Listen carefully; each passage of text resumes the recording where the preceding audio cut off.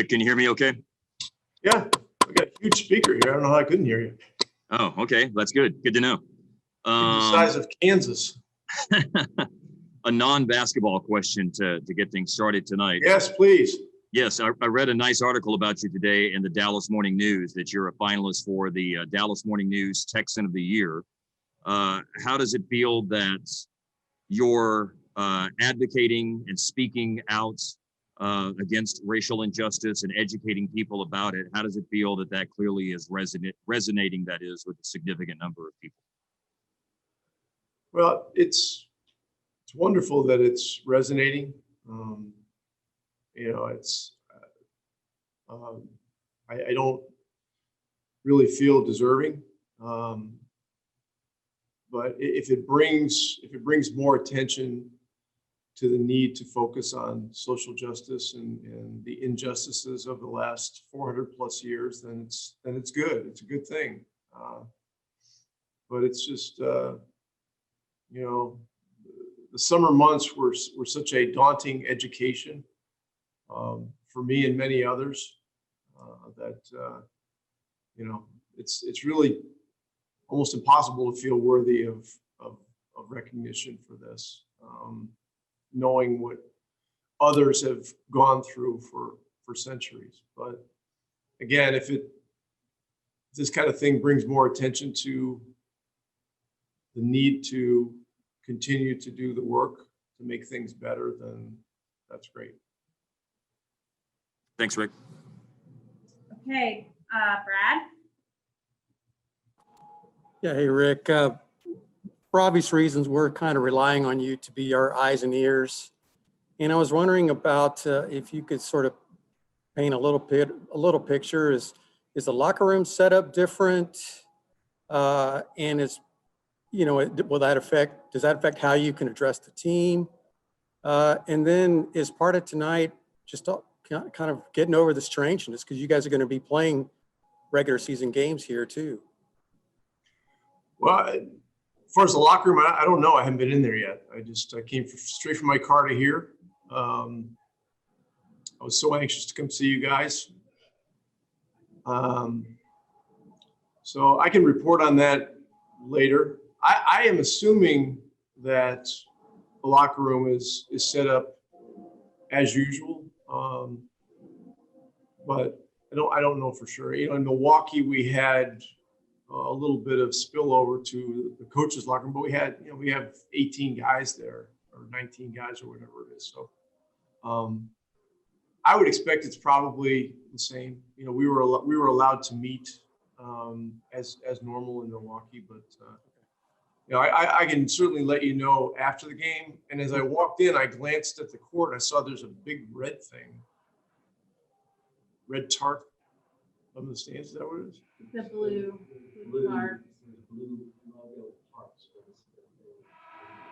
Okay. Oh, okay. I saw red. It was probably a reflection. Oh, okay.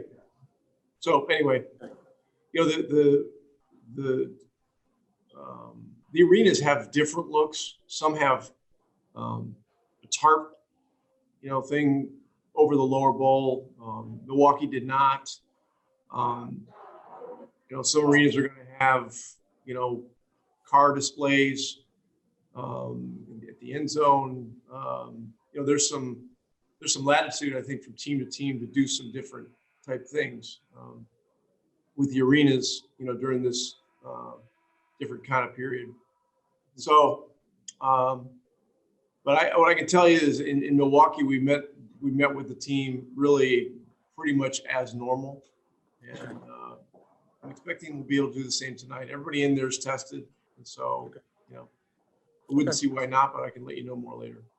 Okay, thank you. Okay, Eddie.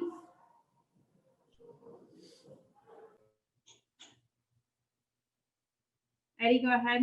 Can you take yourself off mute? Am I unmuted now? Eddie, it looks like you're in a cave with stalactites and stalagmites. Well, where are you? That's possible on any given night, but right now I just got caught shuttling kids around, so I'm in the truck. But Okay. I'm wondering have you seen any problems with Jalen and the shoulder thus far? And how do you feel about him maybe emerging as an anchor for that second unit as things stand now? Well, I expect him to be an anchor for the second unit. I've seen no ill effects from the injury from February. He's hit the floor a couple times too. And I've not seen nor have I heard that there are any issues with it. This thing set up well for him and Dwight because, it gave them an extra 2.5, 3 months, coming off of last season, the restart, and then, starting camp around the beginning of December instead of, the end of September, gave more recovery time, more rehab time, et cetera. So, so far things are good. Okay, Nicole. Hi, Coach. Hello. Hi. The other day, JJ Barea, in his last press conference, said you are his favorite coach. What means for you his work and how much he helped Luka in his transition to NBA? Can you ask that again? I didn't quite catch it. I heard the don't part where worry. he said I was his favorite coach. I wasn't aware of that. That's very nice. And the last part is how much means his work for you and how much he helped Luka in his transition to NBA. Yeah.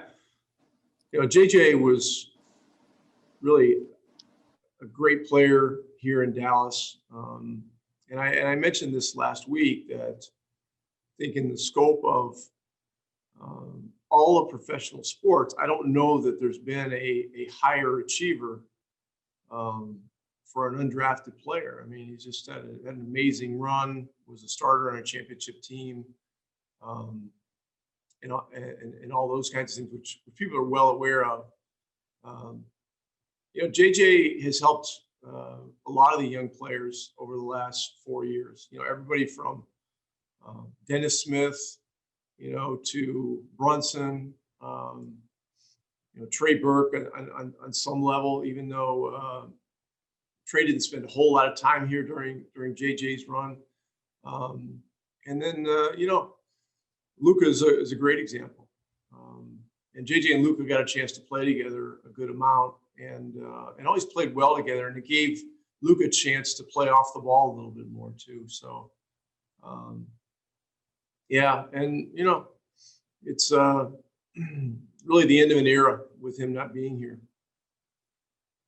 Okay, and the last one is going to be Nick Crane. Nick, go ahead. Hey, Rick. So when teams entered the bubble last year, we heard a lot about the difficulty to get guys into game shape with limited group practice. I know things are a little bit better now, but have you seen that being an issue to this point? And how much do preseason games like this help with getting into game shape?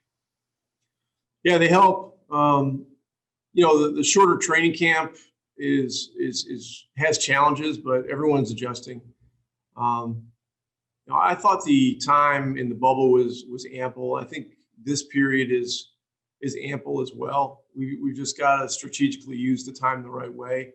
And this is another opportunity tonight to get guys level of conditioning, rhythm, togetherness, chemistry to a higher level. So this is an important game.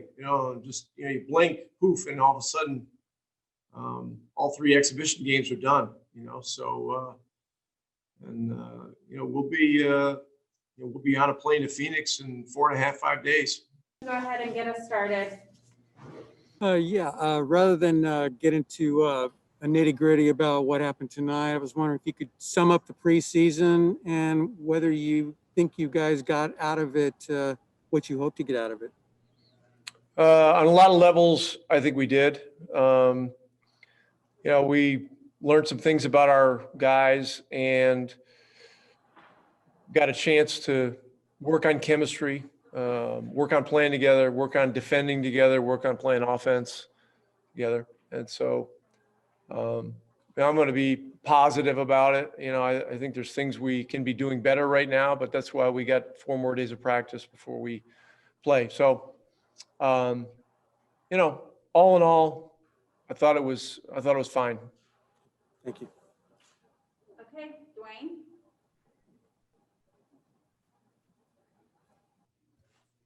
Yes, Rick, overall, these 3 games, what did you like what you saw out of Josh Richardson? Yeah, I like Josh on both sides of the ball. You know, he's a better shooter than a lot of people think. Defensively, he has a presence. He's can guard a lot of different positions, and I like his length. And I think he and Luka have a good connection. So, you know, I'm really excited to have him on board with us, and you know, I think he's going to have a terrific year. All right, thank you. All right, if that's it, Rick, go before somebody else raises their hand. Thanks, Rick. See you tomorrow. Oh, that was it?